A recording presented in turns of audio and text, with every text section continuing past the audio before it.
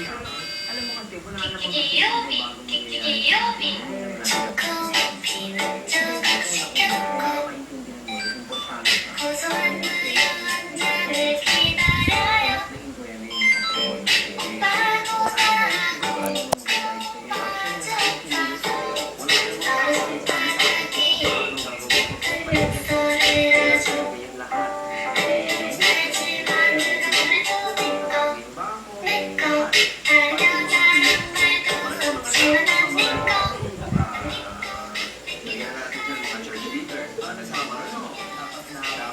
Dapat gano'n. Eh, siyempre, matatakot ka kasi ano ba yun? Bakit namin nakakanyata sila?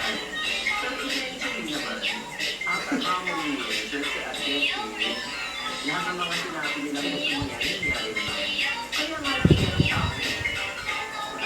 Kasi kung yung tamang pamamahan doon, kung paano ipapaliwanag sa inyo, no?